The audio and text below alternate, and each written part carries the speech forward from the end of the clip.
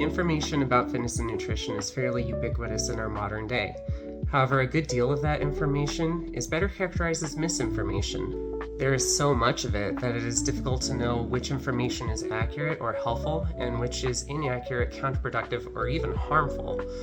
Fortunately, there is science-based information available, but it is not always accessible.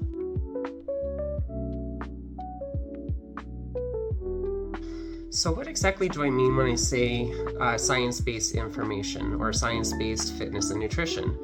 What does it mean for said things to be science-based? For information to be considered science-based, it must originate from, is supported by, or is consistent with the findings and principles derived from scientific research.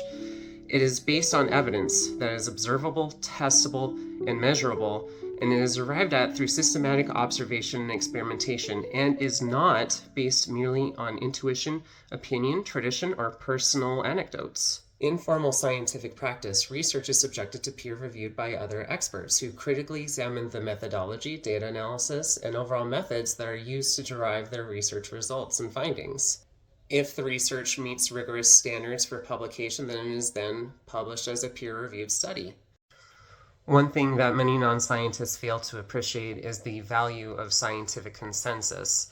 Often, science-based refers to conclusions supported by a large body of evidence from multiple studies, potentially leading to a scientific consensus within a relevant field, which is typically stronger than information based on single, isolated studies, especially if those studies contradict said consensus.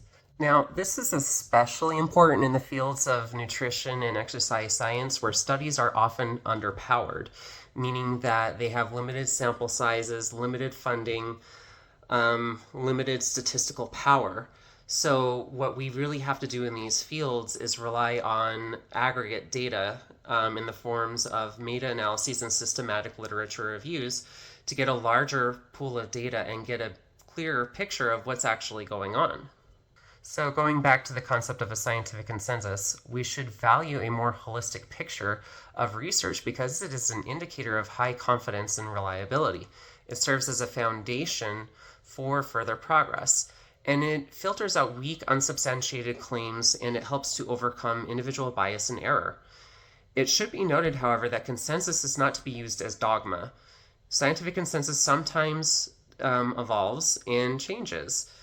And compelling new evidence basically is what underlies those shifts. Now, that is not to say that we're justified in believing whatever position we want to believe in. It's still the most reasonable approach to go with scientific consensus, especially as a non-expert. If you're a researcher who is in a field and you're doing research that is contrary to the consensus, as long as you have compelling, rigorous data, you're perfectly reasonable in publishing that research. And if enough compelling evidence develops, then that can potentially cause a shift in the consensus. Also, it should be noted that consensus does not imply 100% unanimity. You can pick any science-related position that you want. There are going to be dissenting viewpoints. And it's not just a single dissenting viewpoint, it's multiple. So as a non-expert, you have to think about, how do I determine which viewpoint is correct, especially as a non-expert, right? It's more likely the case that the dissenting viewpoints are probably wrong. And if the only thing we have to go with when it comes to deciding between dissenting viewpoints is vibes, then that seems fairly arbitrary, and you wouldn't make arbitrary decisions about your health, would you? So determining which viewpoint is most reasonable to agree with requires careful consideration of context. So now hopefully you all have better tools to navigate science-based information and distinguish it from pseudoscience and misinformation.